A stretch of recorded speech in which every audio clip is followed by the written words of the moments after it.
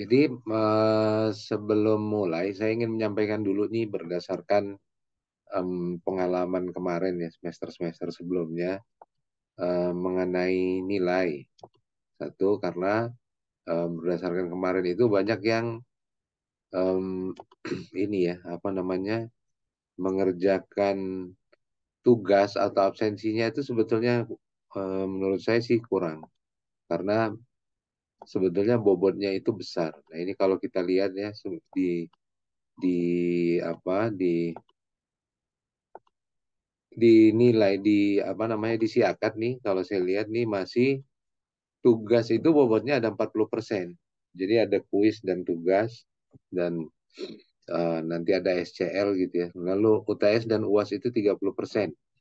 Jadi ini mesti ingat-ingat nih teman-teman jangan sampai nanti tugas atau absensi gitu ya keaktifan itu nanti poinnya tuh besar gitu. Jadi kemarin walaupun UTS UAS-nya besar gitu, tapi banyak yang nggak apa namanya nggak bisa dapat nilai maksimal ternyata karena em, tugasnya banyak nggak diisi atau kuisnya nggak diisi gitu ya.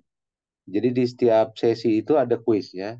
Cuma kalau tugas sekarang nggak dicantumkan di si akad, tapi nanti kita akan bentuk kelompok aja langsung gitu ya. Kelompok ada 8 kelompok.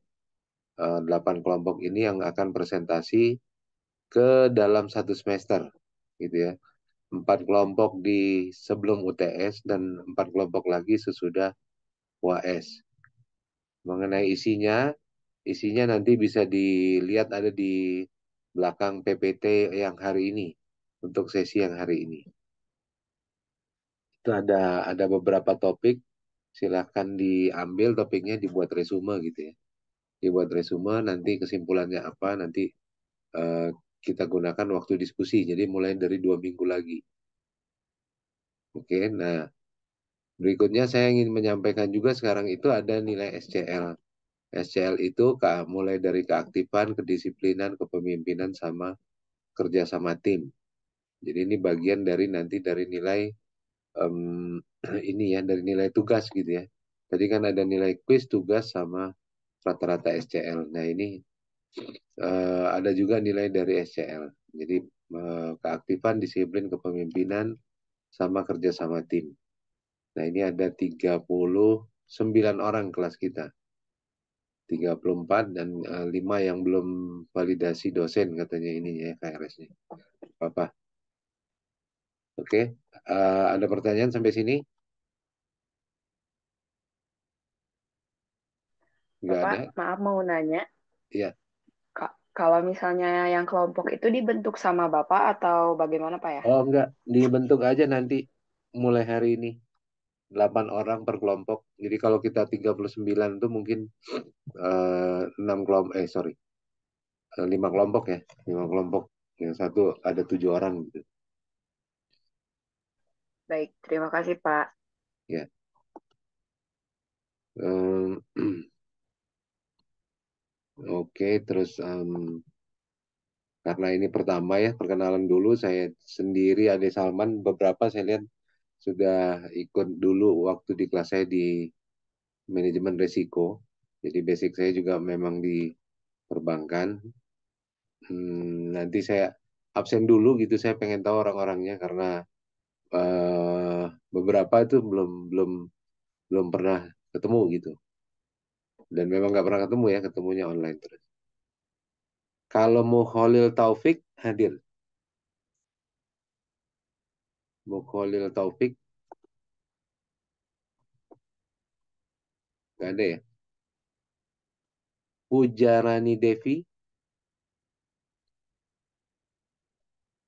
nggak ada juga ya, belum hadir ya. Vina Karina Putri nggak ada. Siti Rohmawati, Hadir, Pak. oh, Siti Rohmawati jurusannya apa? Manajemen, Pak. Manajemen. Terus ininya apa namanya? Ada penjurusan tertentu? Minatnya sih ke MSDM, Pak. Oh, bisa ngidupin kamera ya? Sebentar Pak, masih di jalan. Oh gitu. Iya. Soalnya saya nggak tahu orangnya, kadang-kadang yang mana orangnya. Eh, ini sebentar. Siti Rohmawati, Karina Febrianti. Siti Rohmawati kemarin ngambil ini manajemen risiko ya? Enggak, enggak tahu. Halo, Karina Febrianti,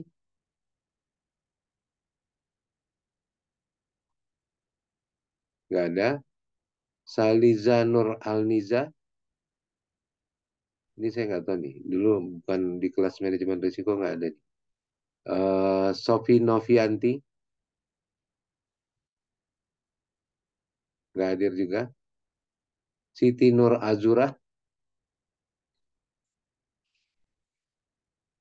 yang namanya ingat, saya ingat nih. Kalau Reni Fadilah Hasanah, nggak ada. Yolanda Alfionita, Hadir Bapak. nah iya. Yolanda dulu ngambil ini juga ya, manajemen risiko ya. Iya Saya Pak. ingat, saya ingat namanya. Bapak maaf izin bertanya, saya kan dari semester 6 ya Pak. Ini tuh matkul wajib ya Pak ya? Iya teh kalau aku lihat di kurikulum matkul wajib teh. Oh gitu. Soalnya kok angkatan aku nggak ada gitu. Takutnya aku yang salah. Nah, itu bisa ditanya di Inaba ya. Saya nggak ngerti juga apakah wajib atau ini. Iya baik Pak. Tapi memang belum ada penjurusan ini ya manajemen aja. Nggak ada manajemen sumber daya manusia apa pemasaran gitu. Nggak ada penjurusan khusus gitu. Nggak ada sih Pak kalau setahu saya. Jadi masuknya kayak apa ya? Kayak umum gitu. Oh iya, oke. Soalnya saya agak bingungnya kan kemarin kita belajar manajemen risiko, terus sekarang manajemen perkreditan gitu. Itu agak terbalik sebetulnya. Mestinya kan Iya. manajemen perkreditan dulu gitu. Risiko itu terakhir kalau perbankan gitu ya. Iya. Oke. eh Tadi Yolanda, terus Alvita Kalisa hadir. Alvita, terus si Elis, Ajeng Monica. Alvita hadir, Pak. Maaf. Oh ya, bisa ngidupin kamera.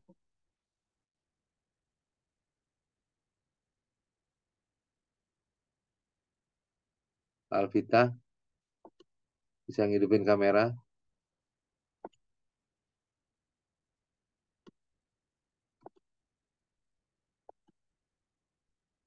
Halo, hadir terus menghilang.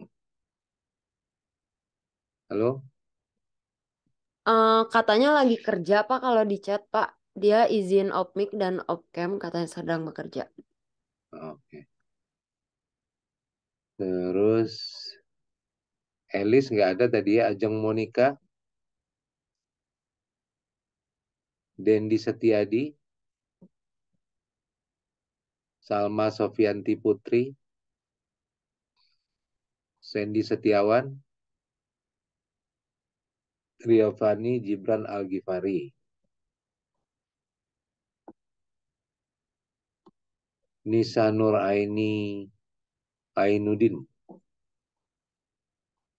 Astria Sandra hadir ya. Hadir Pak, Nisa juga hadir Pak, tapi dia typing di chat Pak. Hah? Nisa. Bentar. Oke. Nisa sama Alvita hadir ya. Betul Pak.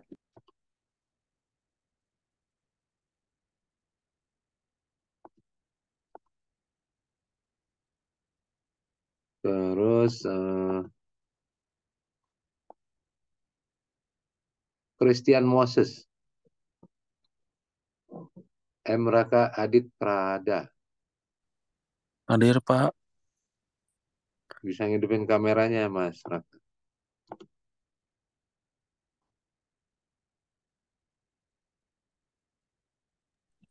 Mohon maaf, Pak, lagi di kerja. Bisa izin off cam? Oh gitu.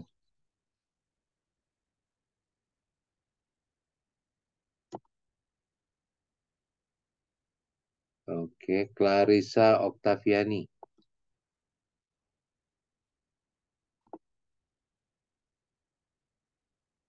Nggak ada. Linda Mulyati. Hadir, Pak.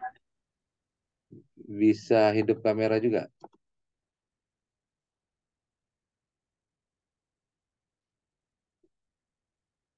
Halo?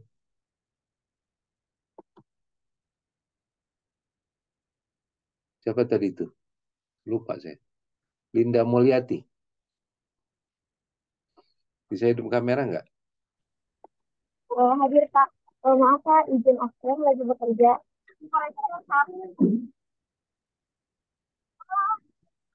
Oke. Nina Fatmawati Junior. Salsabila Azhar Setiawan. Neng Hoirotus Solihah. Hadir, Pak. Oke, bisa hidupin kamera. Oke. Semester berapa nih? Saya semester 4, Pak. Oke. Ya. Ini kebanyakan baru baru masih kuliah atau udah kerja ya? Atau sebagian-sebagian gitu ya? Kebanyakan udah kerja. Eh, Kalau saya sendiri sambil kerja, Pak. Cuman lagi libur. Oke. Kalau dia Oktaviani, Hadir, Pak. dia bisa hidup kamera. Bapak mohon maaf untuk kameranya lagi rusak. Oke. Dara Kamilia, nggak ada. Muhammad Rofi, Hadir, Pak. ya. Mas Rofi bisa hidup kamera. Ini, Pak. Nah, kerja atau kuliah aja, Mas Rofi. Kerja, Pak. Sambil kerja juga. Oke. Reda Trinanda, nggak ada ya. Kaidir Ali, Yoga Lesmana, Aulia Cindy Utami, Hadir, Naufal, Pak. bisa hidup kamera. Oh, bisa, Pak. Bisa. Oke. Ini Aulia dulu di manajemen risiko juga ya? Enggak ya? Waktu itu sama Pak Dedi. Oke. Naufal Ahmad Sidik, nggak ada ya? Oh, dikit sekali yang hadir, berarti cuma 1, 2, 3, 4, 5, 6, 7, 8, 9, 10, 11. 11 ya. Ada yang belum di absen. Di sini sih partisipannya 13. Oke. Ini yang ini saya absen ulang ya. Ini saya sampel aja. Bekerja atau enggak? Siti Rohmawati tadi kerja atau enggak? Siti Rohmawati tadi udah bilang lagi kerja ya? Enggak, Pak. Lagi libur, cuman udah lagi di jalan. Tadi habis dari masjid. Oke. Yolanda posisinya kerja atau enggak? Kerja, Pak. Oke. Alvita Kalisa posisinya kerja. Siapa? Posisinya kerja. Oke, terus Nisa Nuraini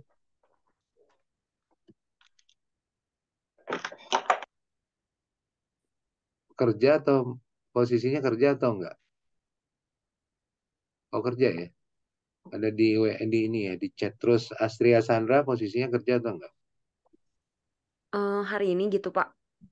Iya. Enggak Pak, lagi nggak kerja. Oke, terus Raka Adit Prada, Kerja, Pak. Linda Mulyati. Kerja, Pak. Oke, terus Neng Hoyrotus Solihah Iya, Pak. kerja. Iya, Pak. Oke, dia Oktaviani kerja juga. Lagi libur, Pak. Rofi, Muhammad Rofi kerja juga. Kerja Pak, tapi lagi libur Pak. Oke. Aulia Cindy Utami kerja juga. Lagi libur, Pak. Oke. Oke, jadi itu aja yang hadir hari ini. Terus Pak, Mukholil Taufik hadir, Pak. eh, Mukholil Taufik. Mukholil Taufik. Oke. Semester berapa Mas Mukholil? Semester 8. Semester 8 dan kerja? Iya, kerja. Oke, oke. Oke, saya jadi kita mulai aja ya. Saya ngingetin bahwa nilai itu nanti bukan semata-mata UTS sama UAS. Jadi teman-teman mesti tahu, UTS sama UAS itu porsinya cuma 60%. Banyak kemarin yang UTS UAS-nya besar tapi tidak pernah buat kuis, tidak pernah buat tugas gitu. Saya buat sebetulnya kan kita periode memberi nilai itu kan sesudah UTS itu memberikan nilai di setengah semester gitu ya. Nanti sesudah UAS memberikan nilai untuk setengah semester lagi. Jadi kalau tugasnya numpuk di akhir semester, sebenarnya ada deadline-nya. Kuis itu kan ada deadline-nya harusnya dan kelihatan gitu.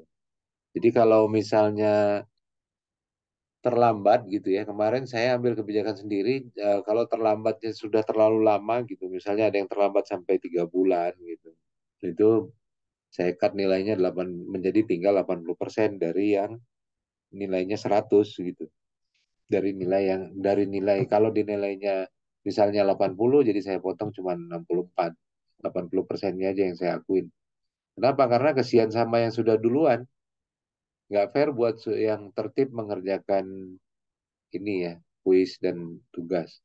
Nah, semester ini kan juga tugas itu sebetulnya relatif nggak ada. Yang ada itu nanti adalah tugas kelompok. Tapi kalau tugas yang di e-learning si akad kan nggak ada. Nggak ada, yang ada cuma kuis. Jadi mudah-mudahan sih lebih tertib ya, karena menurut saya ini lebih mudah. Lebih mudah untuk dibanding di semester kemarin gitu ya. Pak, maaf izin bertanya. Kalau di kelas lain tuh Asra tuh dikasih tahu, jadi semester sekarang tuh tugas tuh cuman ada di sesi 6 sama sesi 14 saat mau UTS dan UAS. Kalau kelas Bapak gimana, Pak? Cuman ada di Sesi 6 dan sesi 14. Jadi tugasnya itu dalam semester tuh cuma 2 kali gitu, Pak. Oh, kan tadi saya udah bilang ya, kalau di saya itu tugas itu kita bentuk kelompok, tugas kelompok, dan itu dalam 8 kelompok dengan tugasnya masing-masing gitu ya. Nanti tugasnya bisa dilihat di apa namanya di slide terakhir di PowerPoint yang hari ini. Nah itu bisa dan itu kelompok itu cuma presentasi 8 kelompok itu presentasi 4 kelompok di sebelum UTS, 4 kelompok sesudah UAS. Itu sama aja sih sebetulnya. Oh, baik, Pak. Makasih, Pak. Saya pikir juga kalau kelompok itu lebih lebih mudah gitu ya, lebih mudah. Oke, saya mulai aja. Nah ini kalau untuk saya share lagi mengenai referensi buku ya, silakan kalau mau dibeli. Utamanya itu bukunya dari ini Rahmat Firdaus Maya Arianti ya, Manajemen Perkreditan Bank. Ini materi saya muncul nggak sih? Muncul, Pak. Oke. Ada, Ini Pak. Rahmat Firdaus, Maya Arianti, Manajemen Perkreditan Bank Umum. Ini yang buku utamanya. Ya. Berikutnya ada dari Abdullah Tamrin, Ikatan Bankir gitu ya, mengelola kredit dan lain-lain. Ini kriteria nilai. Jangan nawar-nawar sama saya di terakhir-terakhir gitu. Saya kadang-kadang mahasiswanya aneh-aneh gitu nanti. Pak, nilai saya B minus 67,99. Nggak bisa dinaikin jadi 7 jadi B gitu. Kan bukan kewenangan saya ngerubah-rubah itu ya. Maksud saya itu nilai ya. Itulah nilai Anda gitu.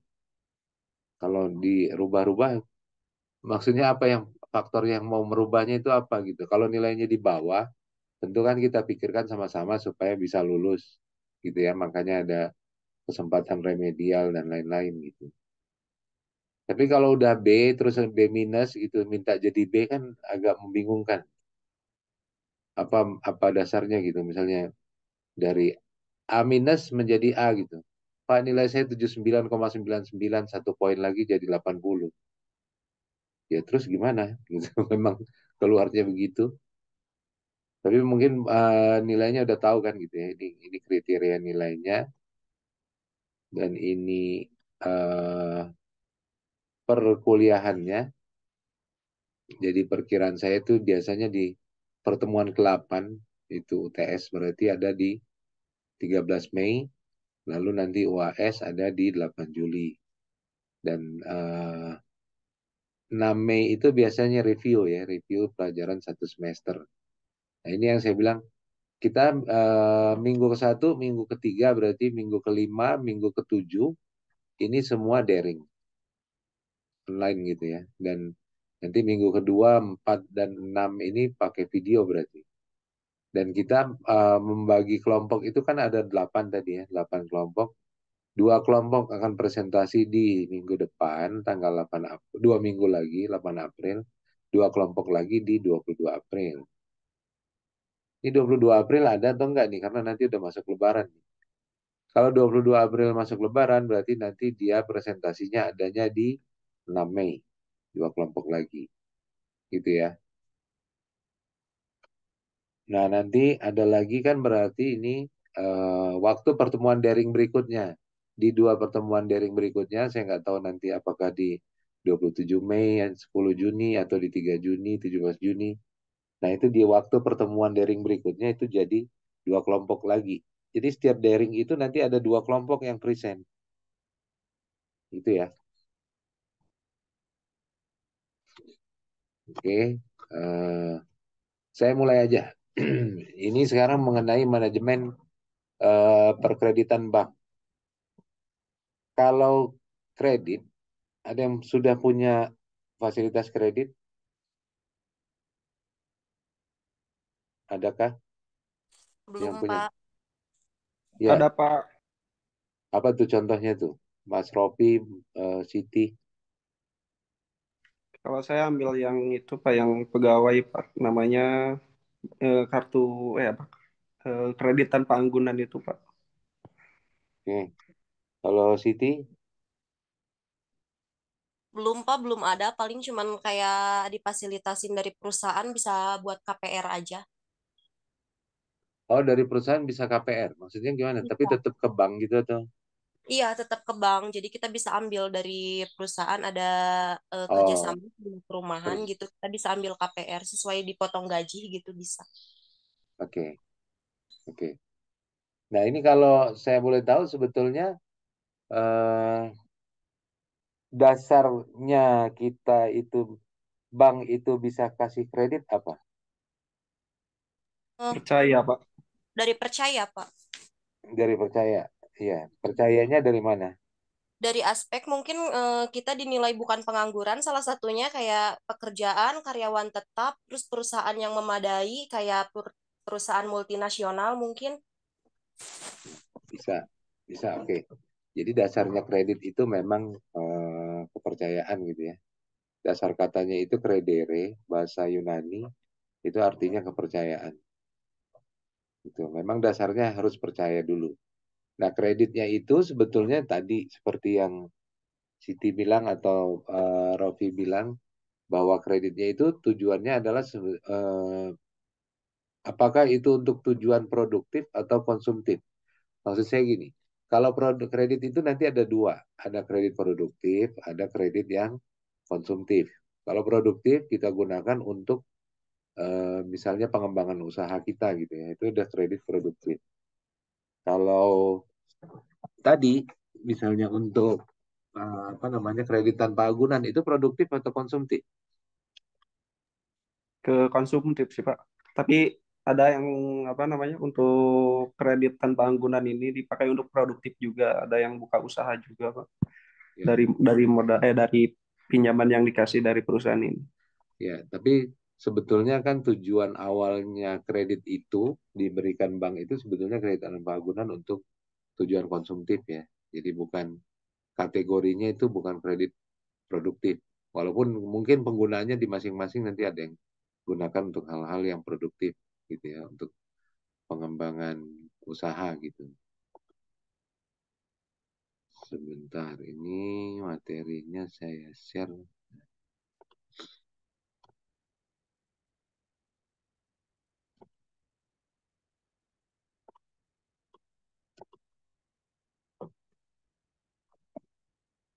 Nah, sekarang kalau kita bicara manajemen sendiri, ada yang bisa memberikan definisi dari manajemen? Apa yang dimaksud dengan manajemen?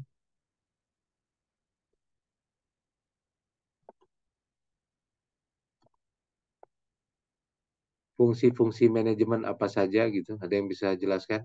Ini udah semester 4 kan? Mestinya tahu dong. Apa saja gitu fungsi-fungsi manajemen? Memberikan arahan, koordinasi, Pak. Arahan, koordinasi. Nggak ada yang ingat ini ya. Singkatan itu tuh. Koordinasi benar. Tapi kan singkatannya itu seingat saya dulu namanya PODSCORP. PODSCORP itu planning, organizing, distributing.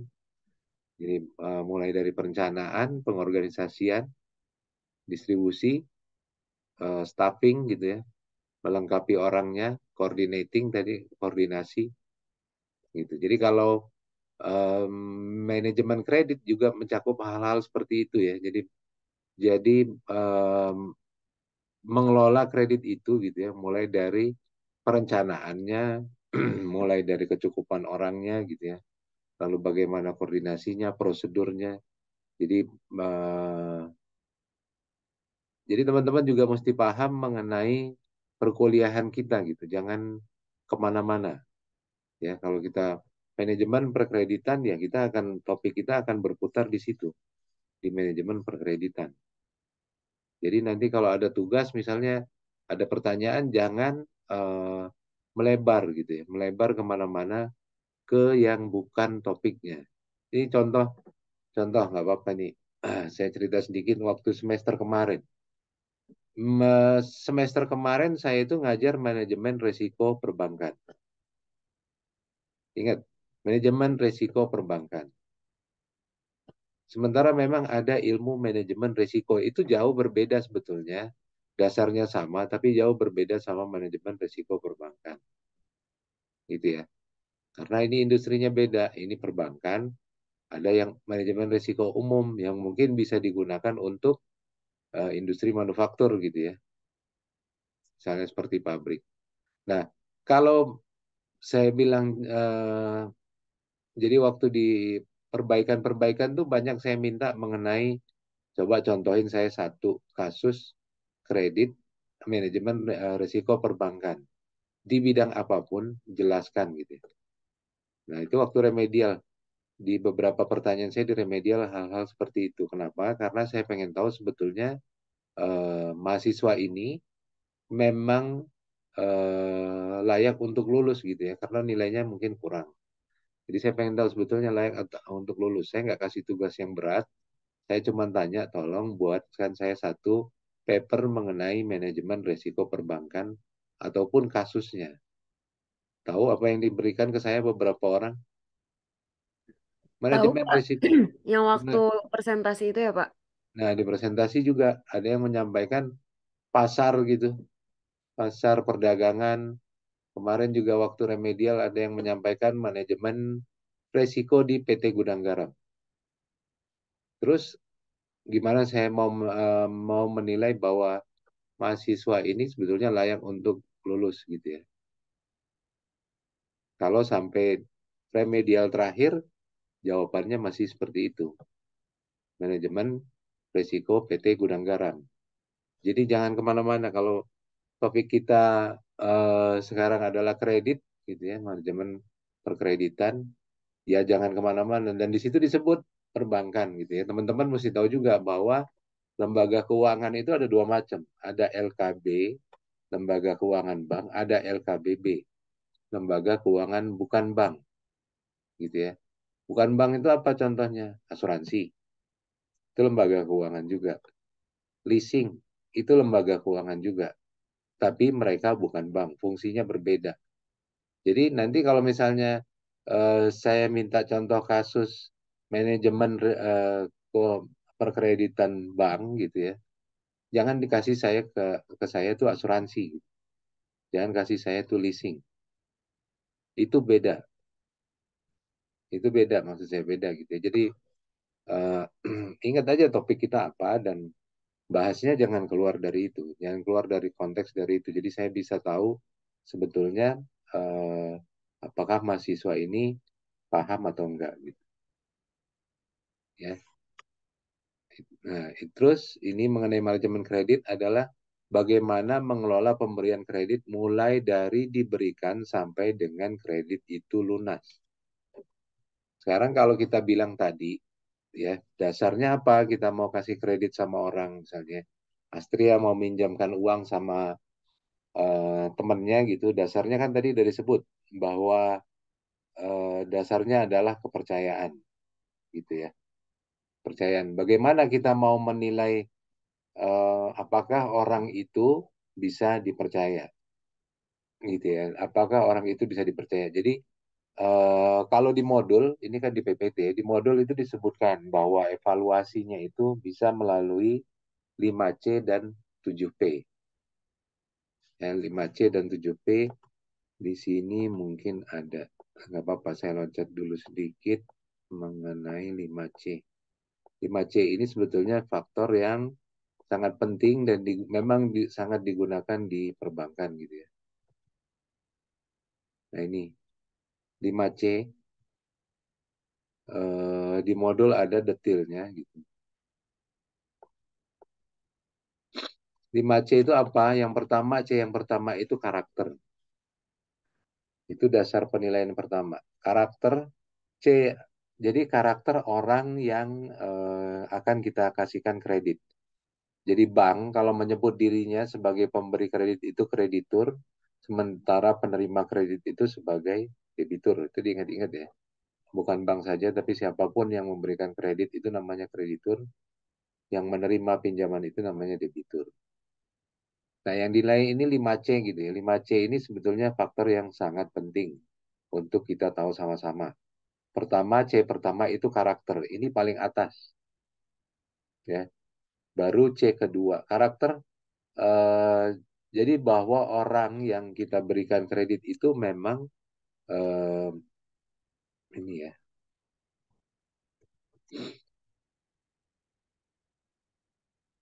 Ini kepercayaan tadi. Jadi orang yang kita berikan kredit itu, karakternya itu memang baik gitu ya, baik dan dikenal cukup baik gitu, dikenal cukup baik, bisa bertanggung jawab, bisa mengembalikan kredit yang diberikan gitu ya. Itu penilaian pertama, karakter. Yang kedua adalah capacity, C kedua itu capacity. Capacity itu kemampuan untuk membayar gitu ya. Jadi kalau kemampuan untuk membayar, misalnya ada yang penghasilannya taruhlah 20 juta tapi cicilan kreditnya sudah 18 juta gitu. Itu kan buat bank sebetulnya nggak make sense. Terus penghasilan dia setiap bulan 20 juta, 18 juta akan digunakan untuk cicilan. Nggak make sense-nya gimana? Biaya hidup dia berapa gitu. Kalau dia mengajukan kredit dengan cicilan 18 juta. biaya hidup dia berapa, nanti dia bagaimana dia mau bertahan hidup gitu. Itu mungkin nggak akan dilihat tuh kapasitas untuk apa namanya melunasi kreditnya. Alternatifnya apa? Mungkin bisa jangka waktu kreditnya diperpanjang supaya cicilannya lebih ringan. Karakter capacity, kedua capital. Capital itu adalah modal yang dimiliki dia sendiri. Bank itu tidak akan mau menerima kredit yang 100% dibiayai oleh bank tanpa si pengusahanya sendiri itu punya modal. Gitu ya. Jadi walaupun KPR pun kita beli rumah, pasti 20% itu harus, minimum 20% harus pembiayaan sendiri. Pakai uang sendiri dari harga jual rumah. Banknya hanya menutup 80%.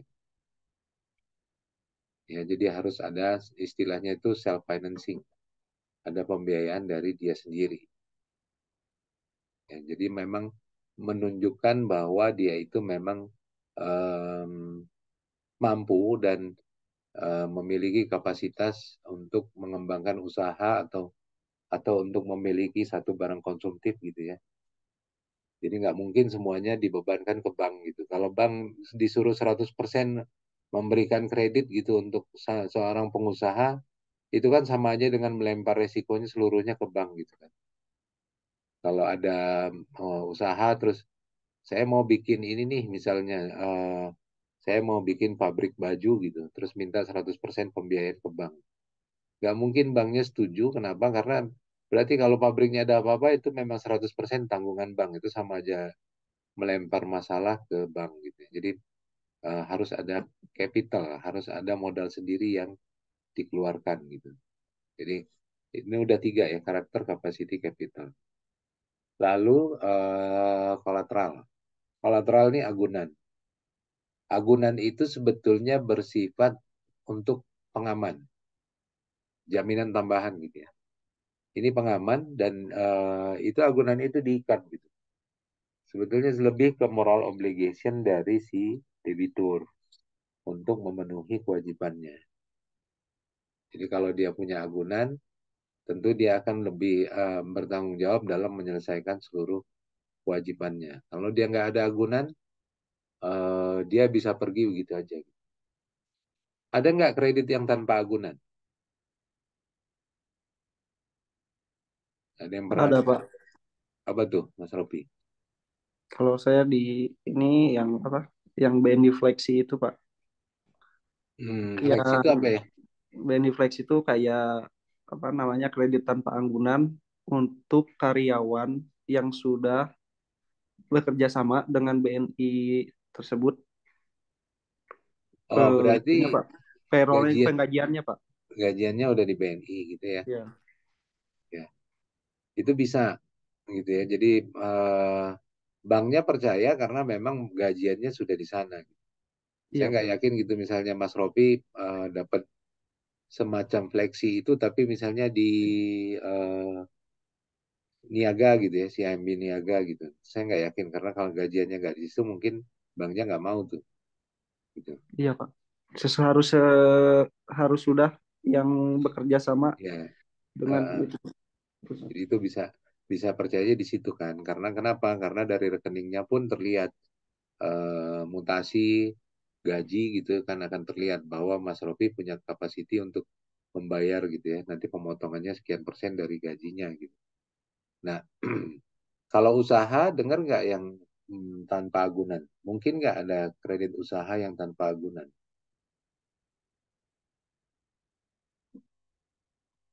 Itu kan tadi kredit konsumtif ya. Kalau kredit usaha mungkin nggak tanpa agunan. Pernah dengar? Ada yang bisa jawab?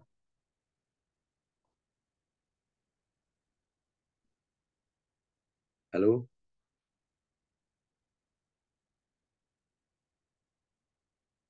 Kredit usaha contoh misalnya KUR, kredit usaha rakyat. Itu kan ada program kredit, program pemerintah ya. Pemerintah tuh mensyaratkan tidak boleh ada agunan sebetulnya. Tapi beberapa bank tetap meminta agunan walaupun agunan itu tidak diikat. Gitu ya. Jadi misalnya kita pinjam KUR ke bank, Walaupun ketentuannya tidak ada agunan, beberapa bank itu memberlakukan meminta agunan, tapi agunan itu kan seharusnya diikat gitu ya, diikat dengan hak tanggungan. Nah, tapi banknya nggak mengikat hak tanggungan, tapi sertifikatnya disimpan di bank sebagai moral obligation bahwa orang ini menyerahkan sertifikat gitu ya, dan bahwa dia akan bertanggung jawab gitu, jadi dengan kreditnya gitu. Sebetulnya apakah bank bisa mengeksekusi? Ya nggak bisa sebetulnya karena kan nggak diikat apa-apa. Nggak ada ikatan hak tanggungan apa-apa. Jadi sifatnya lebih ke titipan. Itu yang apa namanya, ini udah ke kolateral ya agunan. Lalu C yang kelima adalah condition of economy. Kondisi perekonomian gitu. Misalnya apa? Misalnya eh, kenaikan suku bunga gitu ya. Kenaikan suku bunga seperti saat ini gitu kan. Terus-menerus terjadi kenaikan suku bunga, maka kapasitas debiturnya itu kan akan semakin berat ya dalam memenuhi kewajibannya. Jadi kenaikan itu contoh dari condition of economy itu. Ada pertanyaan sampai sini?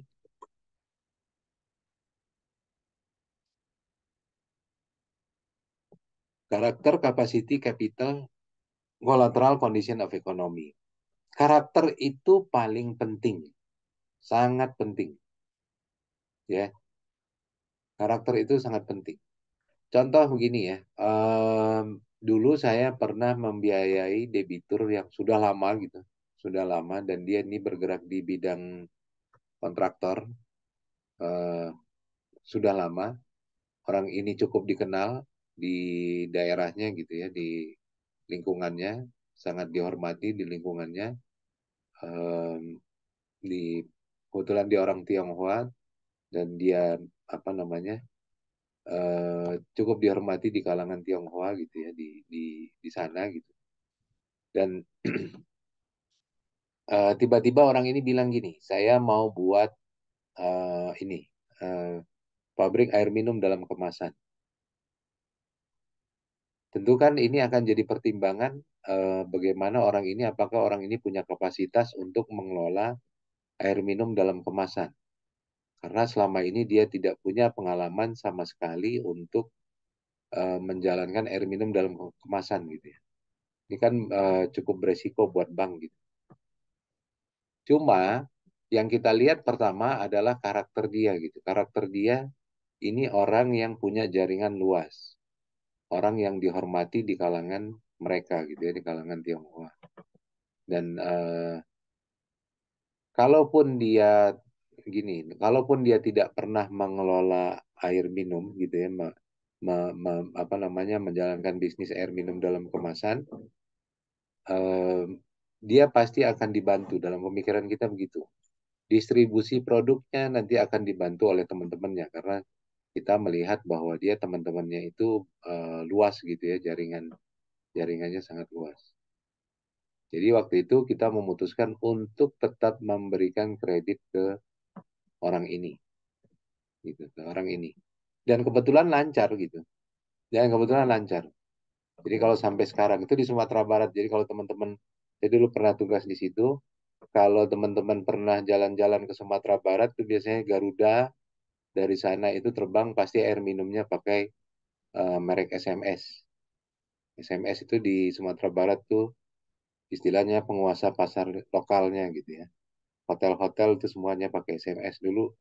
Itu kita yang ngebiayain, tempat saya bekerja dulu yang membiayai dengan pertimbangan dulu yaitu dia sebetulnya pemiliknya kontraktor tuh. Cuman dikenal dan karakternya bagus. Sekarang air minumnya cukup dikenal gitu ya di dua provinsi lah, di Sumatera Barat dan di Riau. Sebenarnya di Bandung ini ada juga tuh air minum Viro, tapi saya nggak tahu Viro itu kemana gitu. Dulu Viro itu ada. Dulu ada Viro, cukup cukup di apa namanya, dikenal juga. Jadi karakter itu penting ya waktu kita mau memutuskan apakah akan membantu, akan memberikan kredit gitu ya. Jadi nanti ada 5C tadi, karakter, capacity, capital, collateral, dan condition of economy. Oke. Ada pertanyaan sampai sini?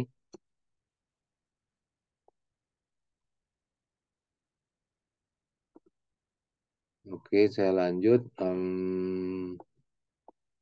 Ini tadi kredit. Pengertian pembiayaan adalah penyediaan uang atau tagihan yang dapat dipersamakan dengan itu dan berdasarkan persetujuan dan kesepakatan pinjam-meminjam antara bank dengan pihak lain. Ya. Jadi pembiayaan itu bisa berupa uang atau tagihan yang lainnya yang dapat diukur dengan uang. Gitu. Contohnya bank garansi gitu ya. Bank garansi itu uangnya nggak ada, tapi itu berupa jaminan uang gitu, jaminan uang. Jadi misalnya ada kontraktor yang mengerjakan satu proyek, dia akan meminta bank garansi kepada bank untuk diberikan ke pemberi proyek. Gitu ya. Jadi bank itu akan mengeluarkan bahwa si debitur ini akan menyelesaikan proyek dia. Dia itu bank itu akan mengeluarkan bank garansi ke pemberi proyek. Jadi kalau proyeknya miss, tidak selesai, nanti si pemberi proyek bisa mencairkan tuh uangnya. Jadi uangnya itu belum ada. Jadi sifatnya memang uangnya belum ada, tapi kalau terjadi one prestasi gitu ya, si debiturnya ternyata tidak bisa memenuhi apa namanya proyeknya, menyelesaikan proyek, maka pemberi proyek bisa mencairkan ke bank. Oke. Ada pertanyaan sampai sini? Atau ini puasa-puasa udah pada tidur semua?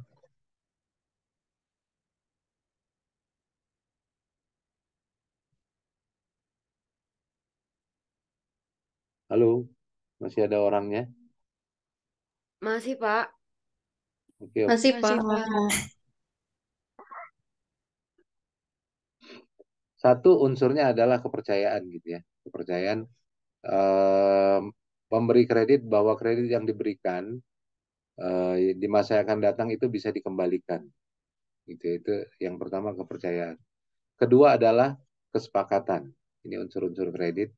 Kesepakatan bahwa ada kesepakatan antara si pemberi dan penerima kredit, antara kreditur dan debitur, di mana ya bahwa masing-masing akan memenuhi hak dan kewajibannya masing-masing. Dan ada jangka waktu. Ada jangka waktu. Jadi biasanya jangka waktunya ini bermacam-macam. Ada kredit jangka pendek yang periodenya maksimum 1 tahun. Ada jangka menengah 1 sampai 3 tahun dan kredit jangka panjang lebih dari 3 tahun. Contohnya itu tadi KPR gitu ya. KPR itu kan bisa 15 tahun, 20 tahun. Ada jangka waktu, lalu ada resiko. Ya. Resiko ini bisa dua hal. Satu, nasabahnya yang tidak mau bayar padahal mampu. Yang kedua adalah musibah, misalnya bencana alam. Nasabah tidak mau bayar padahal dia mampu. Gitu. Jadi teman-teman mesti paham tuh. Jadi posisi kita di bank itu, waktu kreditnya belum cair, bank itu posisi tangannya di atas. Gitu ya. Si debitur ini tangannya akan di bawah. Dia akan kejar-kejar tuh. Gimana Pak, kredit saya bisa dicairkan atau enggak? Gitu. Apa namanya, bisa ini enggak, bisa diproses atau enggak, hasilnya gimana gitu. Itu posisinya sebelum kredit cair tuh bank itu posisinya di atas.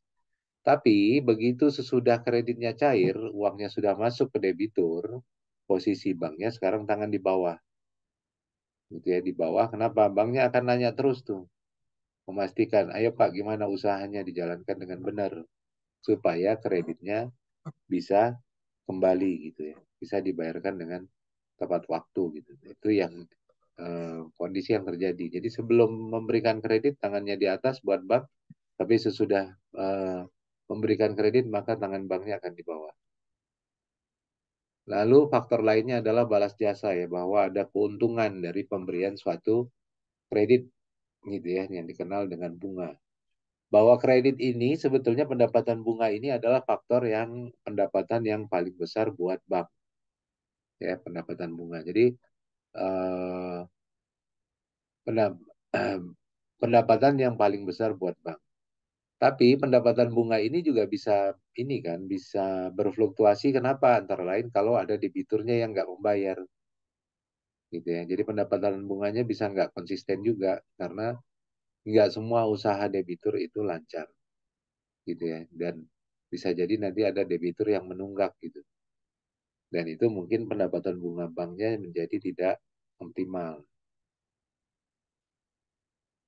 Lalu kalau kita lihat dari jenis kredit, dari segi kegunaannya gitu ya, bisa dilihat bahwa kalau kredit produktif gitu ya, saya bedakan dulu, ini yang dibahas nih kalau kredit produktif. Kalau kredit konsumtif kan tadi ya, untuk ini dulu deh.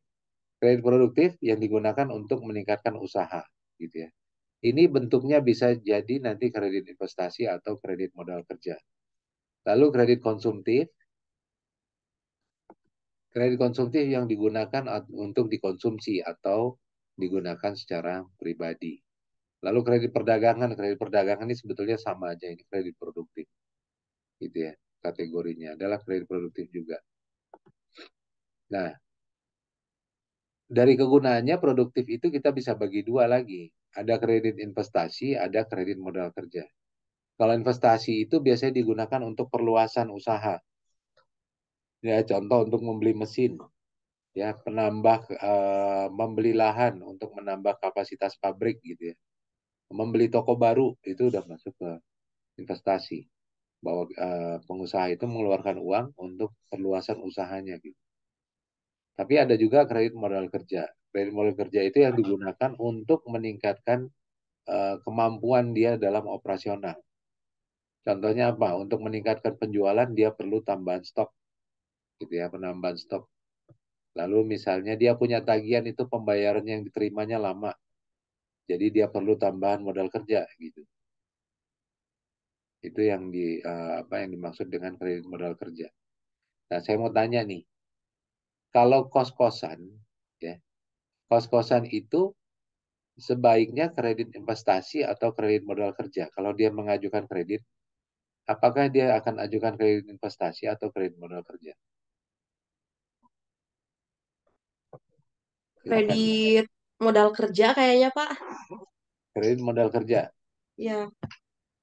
bukan kredit investasi. Eh, Kenapa? soalnya karena misalkan kalau kos-kosannya belum berdiri kan berarti itu masuknya ke modal kerja, Pak. Masih si pendirinya itu masih butuh modal kan. Tapi nantinya kan dia punya penghasilan dari si usaha kos-kosan itu, Pak. Ya. Nah, ini yang kita mesti pahami dulu juga ya, bisnis kos-kosan. Sebenarnya kalau bisnis kos-kosan modal kerja apa yang dikeluarkan? Satu kan listrik gitu ya, misal. Listrik, Iya, air Pak. gitu. Listrik, air ini nggak akan keluar kalau tidak ada penghuni kosnya. Iya kan? Iya, Pak. Biaya listrik, air itu nggak ada. Paling ininya kebersihan gitu. Paling satu lagi kebersihan. Jadi kalau dia udah punya rumah kos gitu, punya kamar kos, itu sebetulnya relatif tidak ada lagi modal kerja yang diperlukan di situ. Kenapa? Karena eh, modal kerjanya itu hanya akan terbayar begitu begitu ada penghuni gitu ya. Penghuni itu kan akan bayar di muka kan. Ini untuk kos bulan ini gitu. Itu sudah akan mengcover seluruh kebutuhan modal kerjanya dia gitu. Mulai dari listrik, mulai dari air dan kebersihan. Relatif nggak ada lagi modal kerja yang digunakan gitu ya kalau di kos-kosan. Jadi yang tepat itu sebetulnya kalaupun ada kos-kosan mengajukan kredit, biasanya di kredit investasi. Dia mau menambah kamar gitu ya. Tapi kalau dia ajukan kredit modal kerja, saya jamin banknya akan mikir dulu tuh, ini modal kerja untuk apa ya? Kenapa? Karena dia sudah terpenuhi, modal kerjanya itu sudah terpenuhi dari pembayaran anak kosnya gitu. Kan modal kerjanya cuma listrik, air, kebersihan gitu. Ada modal kerja apa lagi yang dibutuhkan untuk dia? Nggak ada kan? Oh iya, Pak. Iya, Pak. Tadi kurang ngerti sih, Pak. Iya, iya. Ya nggak apa-apa, ini memang memang maksud saya untuk cara berpikir gitu ya. Untuk cara berpikir nggak apa-apa, namanya kan kita belajar. Jadi yang paling mungkin sebetulnya adalah di kredit investasi gitu. Itu sering tuh saya ketemu, maksud saya analis-analis pun kadang-kadang masih menuliskan untuk usaha ini nanti mau mengajukan kredit modal kerja, cuma modal kerja yang mana? Modal kerjanya apa? Memang diperlukan gitu modal kerja di situ, yang lebih tepat mungkin kredit investasi. Lain kalau pedagang gitu ya. Kalau pedagang ini yang sederhana, mungkin dia akan lebih ke kredit modal kerja, walaupun mungkin dia mengajukan kredit investasi kalau dia mau beli toko baru gitu. Itu mungkin. Tapi kan yang paling mungkin adalah modal kerja. Jadi gini, modal kerja itu kan berputar ya. Modal dia itu kan akan berputar. Misalnya gini, taruhlah dia memiliki satu usaha pakaian gitu. Pakaian. Toko pakaian gitu ya. Sekarang dapat order 1000 lembar. Rata-rata harganya 100.000 gitu. Harga modalnya 100.000. Dia dapat orderan 1000 lembar pakaian. Tentu kan dia harus order dulu ke pabrik. Dia kan pedagang gitu ya, dia nggak punya pabriknya. Oke, saya order dulu ke pabrik. Pabrik bilang saya perlu tempo, lo bayar dulu di muka 100.000 ini, gue sediain 1 bulan. Berarti kan si toko akan keluar modal kan, 100.000 kali 1.000, 100 juta dia akan keluarkan untuk bayar ke pabrik. Gitu ya. Udah 1 bulan tuh. Jadi uang dia 100 juta itu akan tertanam 1 bulan di pabrik. Karena dia harus bayar di muka. Ya, itu modal kerjanya udah nggak ada gitu ya. Sudah kepake 100 juta. Sekarang pabrik menyerahkan, udah jadi uang lagi belum? Belum kan?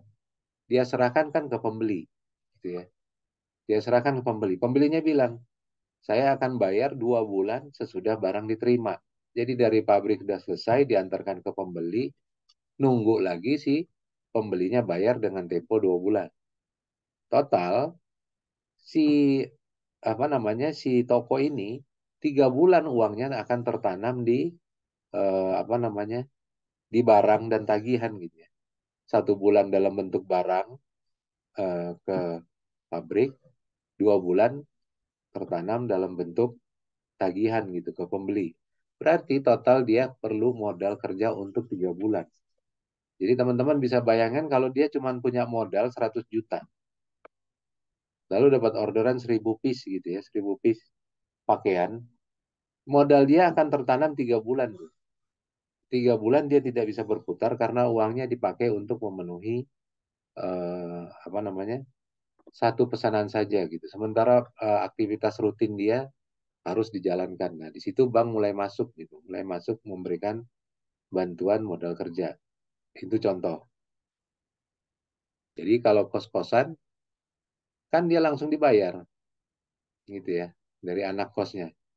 Kecuali kalau anak kosnya memang menunggak semua gitu, terus 3 bulan dia mungkin akan perlu modal kerja gitu. Tapi bank akan tanya memang buat apa modal kerjanya gitu.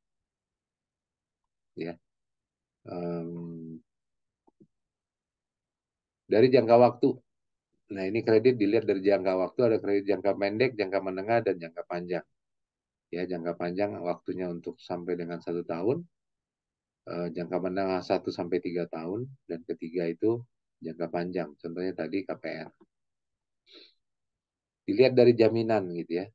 Ada kredit dengan jaminan, ada kredit tanpa jaminan. Tadi saya udah cerita, ada kredit dengan jaminan, ya. Sebetulnya lebih ke moral obligation, ada juga kredit tanpa jaminan. Kredit tanpa jaminan itu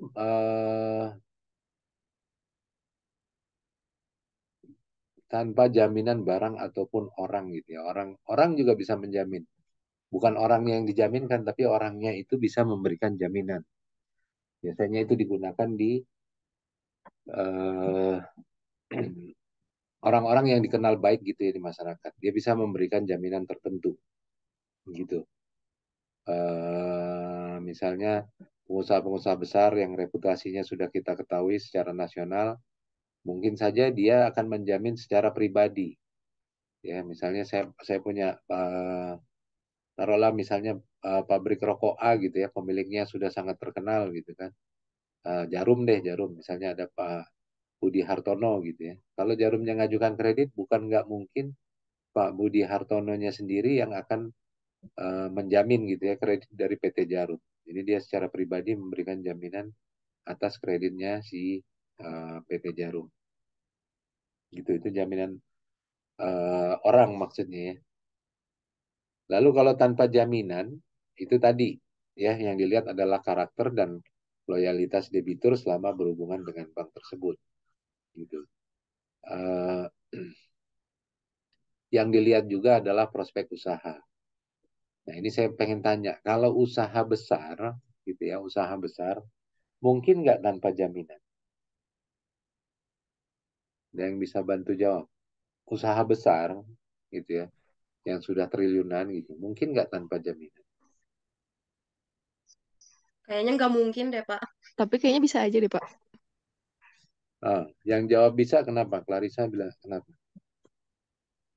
Mungkin kan usahanya udah gede nih ya. Terus ya dia jamin tanpa Memberikan jaminannya ya jaminan. orangnya gitu. Iya, jadi mau apa lagi nih jaminin gitu karena usahanya kan udah dilihat gede juga. Jadi udah pastilah si Bang teh kayak mikirnya kayak usahanya udah gede, pasti udah lancar juga gitu sih Pak kalau menurut saya. Ya. Gini, ada proyek-proyek yang sangat besar gitu, ya. Sangat besar, dan itu nggak mungkin ada yang bisa menyerahkan jaminan. Contoh misalnya gini, pembangunan jalan tol, gitu ya, pembangunan jalan tol. Jalan tol itu taruhlah satu proyek tol bisa 20-30 triliun gitu, biayanya, ya, proyek-proyek pemerintah. Gitu. Apakah orang yang mengerjakan proyek itu akan menyerahkan jaminan 20 triliun? Eh, saya nggak yakin ada yang punya aset sampai 20 triliun untuk dijaminkan. Gitu. Jadi mungkin aja dia memang kalau memang nilainya terlalu besar gitu ya, terlalu besar, bank mungkin hanya meminta sedikit gitu ya, apakah dia jaminan pribadi atau ini. Tapi yang akan dilihat nanti biasanya si pemberi kerja, gitu ya. Pemberi kerjanya siapa nih? Gitu. Pemberi kerjanya pemerintah. Oke, pemerintah itu bisa dibilang resikonya nol. Jadi pemerintah itu biasanya akan selalu membayar semua proyek dia gitu ya. Jadi kalau kita punya debitur itu mengerjakan proyek-proyek pemerintah itu relatif sebetulnya aman gitu. Jadi mungkin aja kita nggak pakai agunan gitu. Kalau nilainya memang sangat besar gitu dan orang mungkin tidak ada yang punya agunan yang bisa diikat yang sebesar itu gitu. Jadi tadi misalnya tol gitu ya, ada debitur yang mengajukan dia punya proyek tol, kita tahu karakternya bagus, selama ini punya kapasitas untuk mengerjakan proyek tol, proyeknya ini dijamin oleh proyek ini adalah proyek dari pemerintah yang pasti akan bayar. Lalu kita lihat juga track recordnya si debitur ini selama ini, apakah dia pernah gagal gitu dalam mengerjakan proyek. Kalau memang selama ini nggak pernah gagal, bukan nggak mungkin itu dikasih kredit.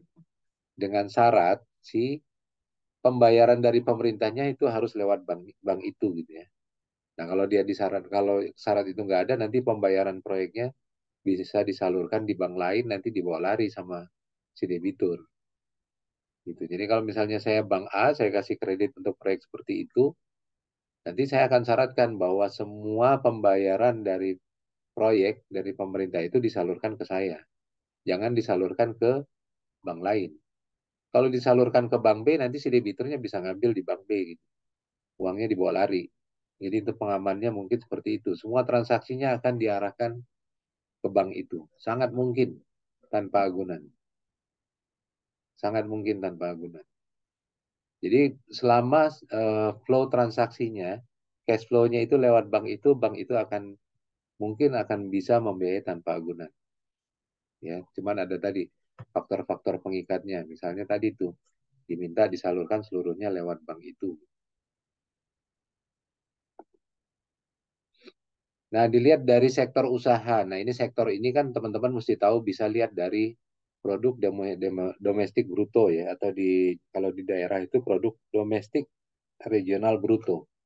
Ada sektor-sektor yang dominan gitu ya. Jadi misalnya Jawa Barat, sektor nomor satu yang paling dominan di Jawa Barat itu adalah industri pengolahan. Itulah yang paling menyumbang pendapatan daerah, apa namanya, pendapatan domestik regional bruto atau di PDRB. Industri pengolahan, yaitu yang di mana? Yang di Kerawang, yang di Bekasi gitu ya. Itu industri-industri, ada yang di Ranca Ekek gitu ya. Ada yang di kawasan Cimahi, Jatibarang gitu.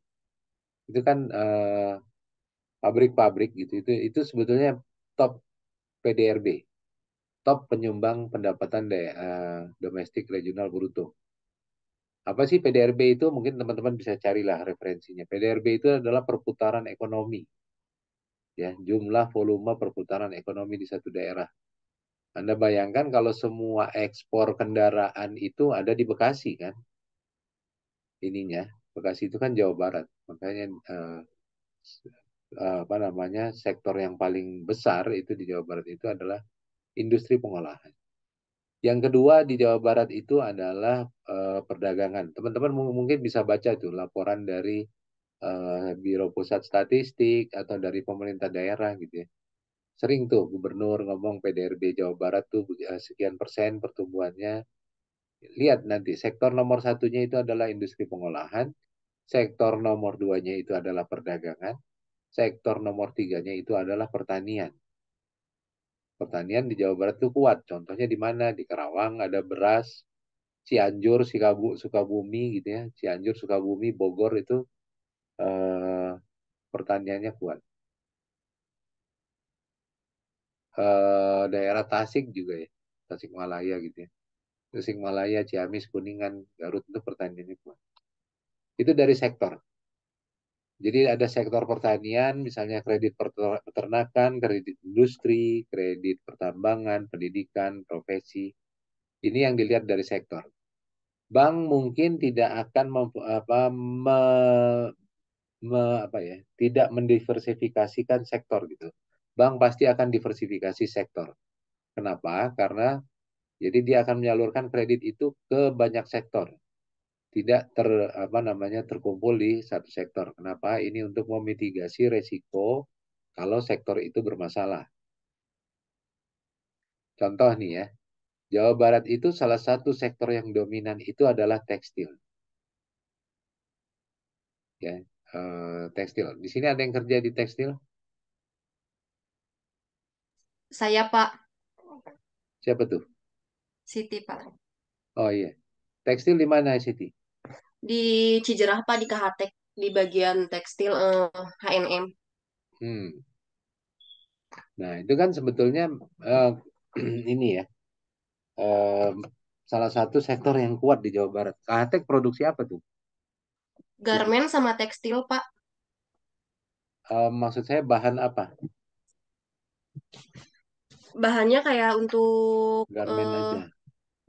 semua sih Pak, kayak kaos kaki, garmen, soalnya dia supply buat beberapa brand yang udah terkenal kayak Okamoto Jepang, H&M, CNA gitu. Oh, oke. Nah, itu kan ini garmen ya, maksud saya. Jadi gini, saya bukannya mau nakut-nakutin, tapi tekstil itu sebetulnya adalah salah satu industri yang diwaspadai oleh bank gitu ya. Diwaspadai oleh bank. Mungkin beberapa, tapi kan memang bank itu nggak bisa menggeneralisir bahwa semuanya waspada. Tapi dia akan lihat gitu ya, misalnya kayak Kahatek, dia kan punya market yang udah jelas gitu ya. Market yang udah jelas, kayak perdagangan tekstil juga kan sebetulnya marketnya kan udah jelas, tetap berjalan gitu. Jadi pembelinya kayak Kahatek tuh udah ada. Tapi yang jadi masalah, sering jadi masalah di tekstil ini, yang saya tangkap itu sebetulnya salah satunya adalah perubahan teknologi. Jadi cepat berubah tuh teknologinya. Misalnya gini, eh, dulu misalnya ada perusahaan tekstil itu menyediakan batik gitu ya, dia bisa membuat bahan batik. Eh, dan ternyata dalam beberapa tahun kemudian, sekarang di Cina sudah ada batik printing dari Cina dengan kualitas yang mungkin lebih bagus dan harga lebih murah. Jadi kadang-kadang gangguan di tekstil itu ada di situ, di teknologi. Saya nggak dalemin benar, tapi mungkin mesti dilihat risetnya seperti apa gitu ya. Mungkin udah banyak kali mahasiswa yang membahas mengenai tekstil di Jawa Barat, gitu.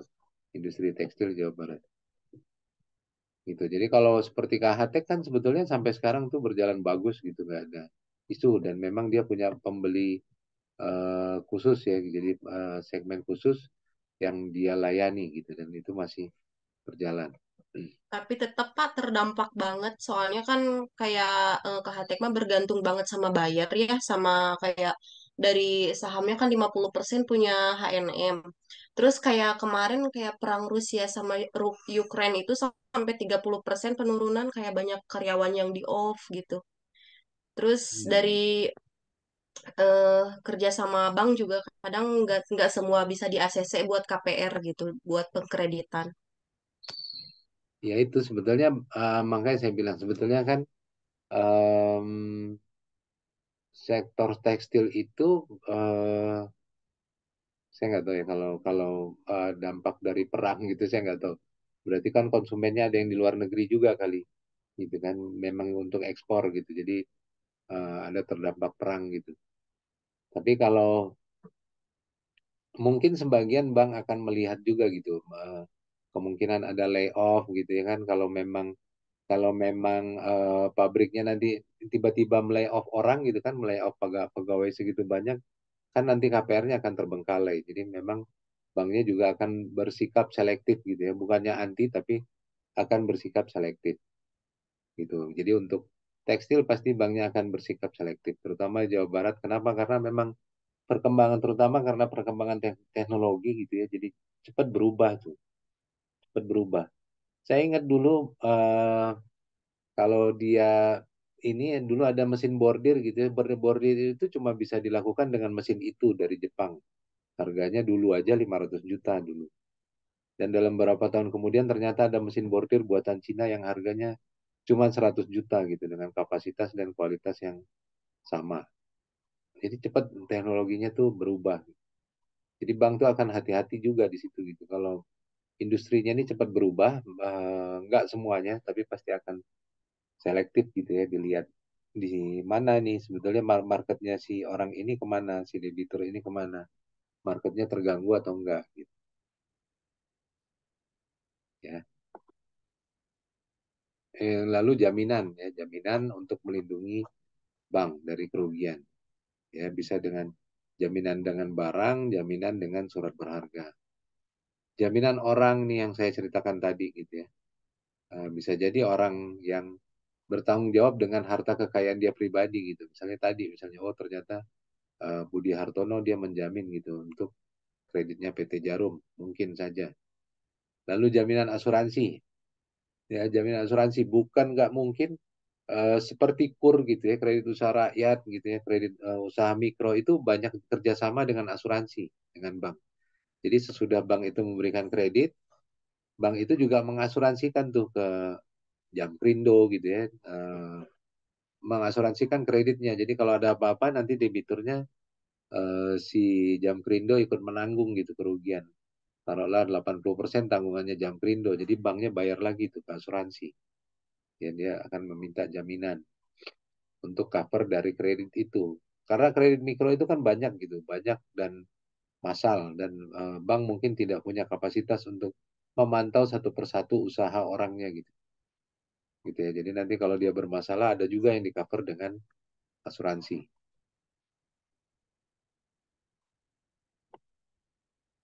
Lalu ada di aspek manajemen perkreditan juga ada manajemen penyaluran. Jadi penyalurannya itu harus direncanakan agar dapat berfungsi dan tujuannya tercapai. Jadi teman-teman mesti tahu bahwa penyaluran kredit itu harus pas kepada debitur. Pemberian kredit kepada debitur harus pas. Tidak boleh lebih, tidak boleh kurang. Kalau lebih diberikan kepada debitur kredit di atas kebutuhan dia akan foya-foya. Tapi kalau kurang, pengembangan usahanya jadi nggak bisa bergerak gitu ya, nggak sesuai tujuan. Jadi harus diberikan secara realistis dan objektif. Bank itu akan sangat takut kalau dia sudah menyalurkan kredit, ternyata debiturnya seminggu kemudian tuh beli rumah. Nah, ini sementara kemarin dikasih kredit usaha, bank itu akan takut. Oh, ternyata dia beli rumah. Oh, ternyata dia beli mobil. Jadi penggunaannya itu sudah tidak sesuai dengan tujuan. Gitu ya. Ada pertanyaan sampai sini? Nggak ada. Ini syarat karyawan di bagian kredit. Ya relatif lah ya. Seluruh karyawan itu harus jujur dan bermoral baik. Ahli di bidang perkreditan. Ya tadi, karena kita menghadapi sektor yang berbeda-beda gitu ya. Tadi kan ada sektor tekstil, ada sektor industri pengolahan, ada sektor perdagangan, ada sektor pertanian. Jadi ya gitu juga pegawai yang perkreditannya dia akan belajar mengenai industri pertanian gitu, industri apa namanya industri pengolahan, industri pertanian gitu dan perdagangan. Jadi misalnya seperti kebun apa namanya untuk sawit gitu ya, pasti ada unit khusus yang menangani perkebunan sawit gitu, yang pegawainya paham bagaimana sawit itu umurnya berapa lama gitu, sehingga nanti bisa memberikan kredit sesuai dengan kebutuhan. Adil, mengetahui hukum-hukum perjanjian kredit nih karyawannya. Perikatan ini sangat penting. Objektif dalam menilai agunan, berpengetahuan luas tentang nilai ekonomis. Tadi misalnya dia kebun sawit, dia tahu tuh umur pohon sawit itu berapa lama sih sampai menghasilkan gitu. Sesudah itu dia harus apa? Harus ada periode tanam ulang, beli pupuknya berapa gitu ya. Jadi dia paham mengenai nilai ekonomis dari kebun sawit itu misalnya. Lalu mentaati peraturan dan prosedur kredit. Syarat dari karyawan bagian kredit. Prosedur pengajuannya bagaimana? Debitur mengajukan aplikasi permohonan kredit yang diinginkan, dilakukan analisa dengan 5C, 7P, dan 3R. Ini mungkin bisa dilihat di modul singkatan 5C, 7P, dan 3R itu. Lalu besarnya plafon legal lending limit. Legal lending limit ini adalah maksimum pemberian kredit ke grup sendiri. Jadi misalnya BCA dengan Jarum. Kalau dulu saya nggak salah itu legal lending limit itu 20%. Jadi kalau misalnya BCA dengan Jarum, maksimum kredit BCA kepada Jarum Group, yang satu grup dia, itu maksimum adalah 20% dari total kredit dia. Gitu ya. Jadi kalau kreditnya udah BCA itu misalnya total portofolio kreditnya 1.000 triliun, dia bisa kasih ke grup Jarum maksimum hanya 200 miliar pinjaman. Selebihnya harus untuk masyarakat umum. Biasanya ada batasan legal lending limit atau BMPK atau batas maksimum pemberian kredit. Nah ini alokasinya gitu ya. Ini aturan lama sebetulnya. Kepada grup pemilik bank maksimum itu 20%. Lalu untuk kredit usaha kecil minimum 20%. Masyarakat umum 60%. Gitu ya. Ini udah 100%. Jadi ke grup sendiri itu maksimum biasanya 20%. Lalu ada kredit rekening koran dan kredit berjangka. Nah ini programnya harus didasarkan pada asas yuridis, ekonomis, dan kehati-hatian. Yuridis artinya sesuai dengan undang-undang, ekonomis menghasilkan laba gitu ya, menetapkan rentabilitas yang ingin dicapai. Rentabilitas ini kemampuan menghasilkan laba. Kehati-hatian dengan besar plafon kredit. Ya, ditetapkan berdasarkan analisis yang objektif atas azas 5C, 7P, dan 3R. Kebijakannya harus bankable, safety, dan effectiveness, bahwa kredit yang dibiayai memenuhi kriteria safety, bahwa kreditnya itu bisa kembali sesuai jadwal dan efektif. Digunakan untuk pembiayaan, sebagai di mana diajukan dalam proposal kredit. Jadi tadi kalau misalnya debiturnya sudah dikasih kredit untuk usaha, seminggu kemudian dia sudah menggunakan itu untuk beli rumah gitu ya, banknya akan was-was. Oh sebetulnya tidak efektif nih penyalurannya, ternyata dia pakai untuk kebutuhan pribadi. Kebijakan investasi, ada investasi primer dan sekunder. Lalu ada kebijakan resiko, ya penyaluran kredit harus memperhitungkan indikator yang menyebabkan resiko macet. Penyebaran kredit juga tadi, jadi bank itu mungkin akan menyebar ke beberapa sektor, tidak hanya fokus di satu sektor. kebijakan tingkat bunga, bank harus memperhitungkan situasi moneter dalam memberikan suku bunga. Nah, seperti kondisi sekarang, kondisi suku bunga naik terus, gitu ya, karena di Amerika suku bunga naik terus, maka di Indonesia pun mungkin dalam beberapa hari kemudian Bank Sentral akan menetapkan lagi suku bunga acuan yang meningkat juga. Gitu. Sebenarnya Bank Sentral itu dia mau menjaga kurs nilai tukar. Ya, begitu Amerika menaikkan suku bunga, maka kurs kita akan tertekan dan Bank Sentral kita akan menaikkan suku bunga juga. Nah, bank itu sebetulnya tidak juga prefer dengan kenaikan suku bunga. Ya, tidak juga suka dengan kenaikan suku bunga. Karena apa? Karena debiturnya itu akan semakin sulit untuk membayar kewajiban ya dengan adanya kenaikan suku bunga. Likuiditas, bank perlu mempertimbangkan likuiditas. Biasanya dihitung dengan loan to deposit ratio gitu ya. Jadi bank ada batas aman tuh. Berapa loan to deposit itu adalah pinjaman dibagi dengan dana yang dihimpun. Jadi misalnya ada yang 80%, berarti dana masyarakat yang dihimpun 80% itu sudah disalurkan dalam bentuk kredit. Tapi kalau ada bank yang loan to deposit rasionya sudah di atas 100%, berarti itu sudah mengalami resiko likuiditas. Kenapa? Likuiditas ini kan berkaitan dengan kewajiban bank untuk memenuhi kewajiban jangka pendek gitu ya. Misalnya ada nasabah funding mau tarik dana gitu. Dan bank itu mampu gitu. Itu liquid dia. Tapi kalau sudah lebih dari, misalnya bank punya satu dana yang dihimpun sudah 1.000 triliun, dan kredit yang disalurkan itu sudah 1.100 triliun, berarti kan dia sudah pakai modal sendiri gitu ya, modal sendiri. Dan bank ini mungkin nggak liquid tuh, jadi kalau ada yang narik dia akan kesulitan keuangan. Lalu ada fungsi giro wajib minimum, perlu diingat bahwa bank sentral itu akan menetapkan giro wajib minimum berdasarkan persentase dari dana yang dihimpun bank. Jadi kalau bank itu menghimpun dana masyarakat 1.000 triliun, BI-nya bilang giro wajib minimum 20%, maka dari 1.000 triliun itu 200 miliar akan ditempatkan di bank sentral.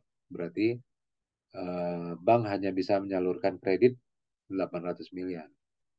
Ini sebetulnya salah satu alat kebijakan moneter dari pemerintah, giro wajib minimum. Ya. Oke, saya kira sampai sini. Ada pertanyaan, tanggapan? Silakan. Atau mahasiswanya udah nggak ada, tadi yang hidup kamera cuman Cindy.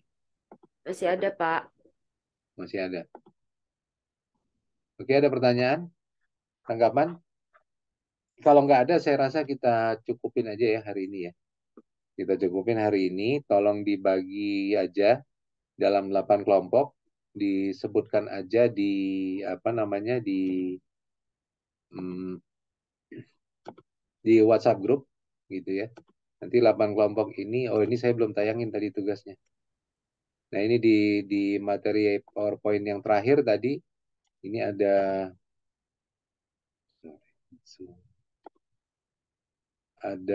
tugasnya. Nah ini tugasnya, silahkan nanti dilihat, dibaca gitu ya, ini linknya. Kelompok 1 sampai dengan kelompok 8. Kelompok 1 sampai 4 akan presentasi sebelum UTS. Kelompok 5 sampai 8 akan presentasi sesudah UTS. Jadi dalam pertemuan, setiap pertemuan hybrid atau daring gitu ya, nanti ada 2 kelompok yang akan present. Jadi 2 minggu kemudian nih nanti akan kelompok 1 dan kelompok 2. Silakan dibentuk kelompoknya. Bapak, ini kan mahasiswanya ada 39 ya, Pak? Ya. Mungkin Berarti 5 kelompok. satu kelompoknya 4 orang kali ya, Pak? Okay. Oh. Di 8 kelompok kan, Pak? Oh iya, 8 kelompok, sorry. Iya, 5 orang. 5 orang, maksimum 5 orang. Baik, Pak. Maksimum 5 orang. Oke.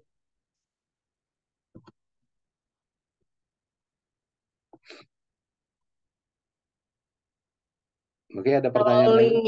link yang di barusan itu tuh itu untuk sumbernya, Pak? Iya, sumber bahannya. Oh, Jadi dibuat aja resume dari situ, nanti dibuat presentasi gitu ya. Nggak perlu dalam bentuk makalah, tapi dalam bentuk presentasi. Bagaimana menurut kelompok gitu ya. Nanti kelompok lainnya akan bertanya gitu untuk bahan diskusi di kelas waktu itu mengenai topik itu. Jadi bentuknya nanti PowerPoint aja, nggak perlu bikin makalah lagi, bikin PowerPoint aja. baik, Langsung Pak. ditayangkan di hari itu, gitu. Di hari presentasi. Oke, ada pertanyaan lagi? Dari Asria cukup, Pak. Ya. Cindy, Rofi, Neng, Pak. oke, cukup ya. Yola, oke.